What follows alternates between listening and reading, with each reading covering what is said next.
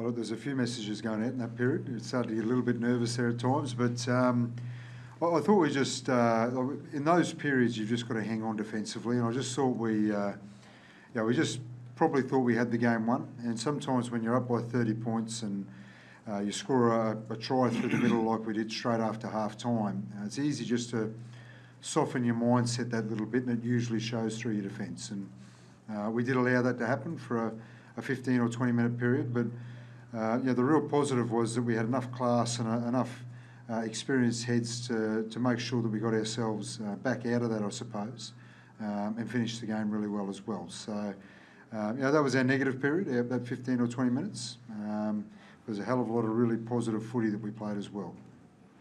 Just on Junior Tatola, it seemed to me that he was an outsider. When did he start coming to the reckoning, into contention for the squad? And obviously he turned up tonight, and everybody knows about him now. Yeah. When did he start to? Once we knew that Tavita Pangai was ruled out, we started looking around at what were some good options, and Junior was a good option because he's a young bloke coming through. He's only 21-year-old.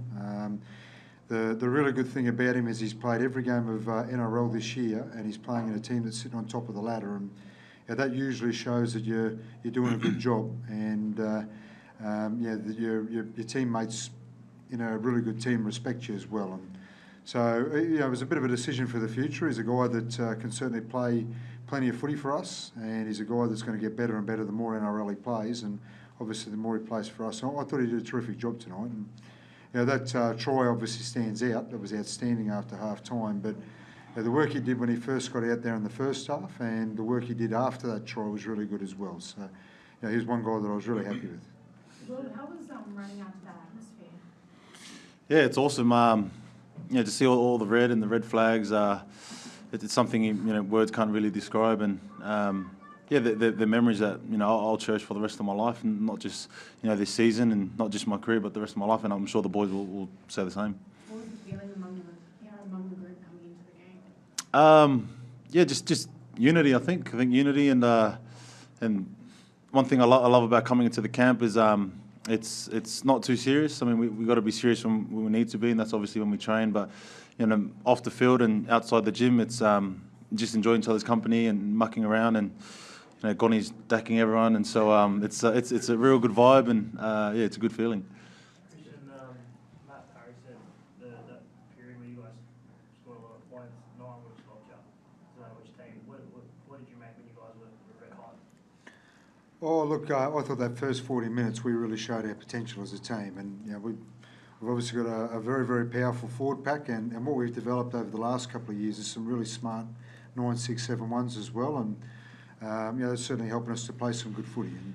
And I'd probably tend to agree with him there. I think we can match anybody when we're playing that way, and we've sort of been quite boisterous in that we want to get some opportunities to play Tier 1 nations, and there's been a lot of talk about a game at the end of the year against Australia, and that's something that we're really pushing as hard as we can to make happen. And again, you put that 40 minutes together, then I think we've got a real show, and certainly how we continue to improve. So I certainly implore the NRL and the International Rugby League to make that happen. How much are you wanting to crack at the Aussies? Look, we'd love a crack at the Aussies, and it's not just the Aussies. We just want to make sure that we get given the opportunity, I suppose, to keep improving. And I've said many a time that the game that we really need to have on a regular basis is us versus New Zealand. It's a grudge match. We've obviously got plenty of blokes who've played for New Zealand and play for us now, and that certainly adds to the grudge match. And I just think it's an event that would played in New Zealand would get bigger and bigger.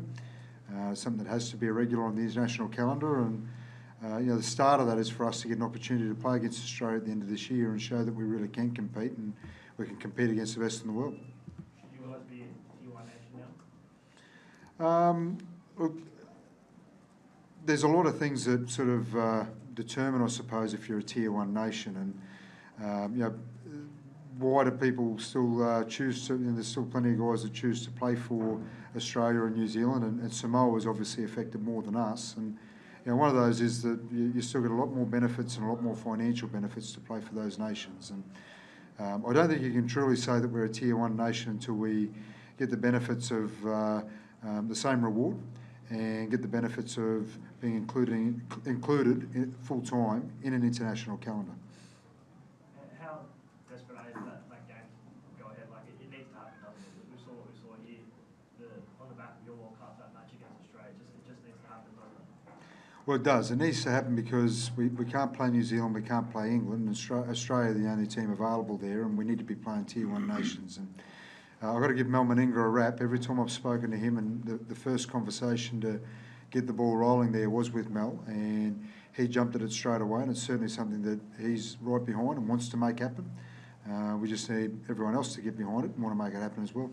Will, how much would your players like playing the Aussies? Yeah, I think the boys would relish the challenge. They're obviously, the best in the world at the moment, and we just want to test ourselves and see how we go with the likes of your Inglis's and all the stars that are playing in this Origin arena. And I think it's a challenge that we'll relish and really enjoy. Will, what has been like, taking on the leadership role?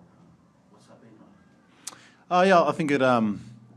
I think it brings the best out of me, and again, one thing, being in the leadership role here in the Tongan camp is I don't really have to do too much outside of what I'd normally do at club level.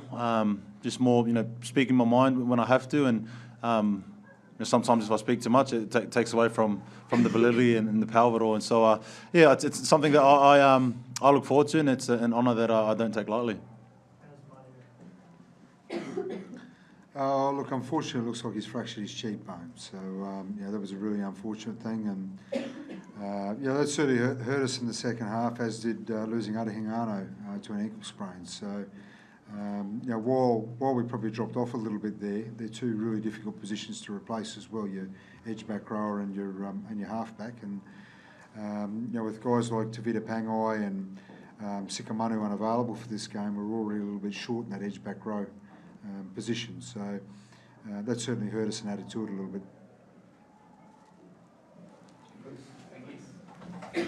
All good?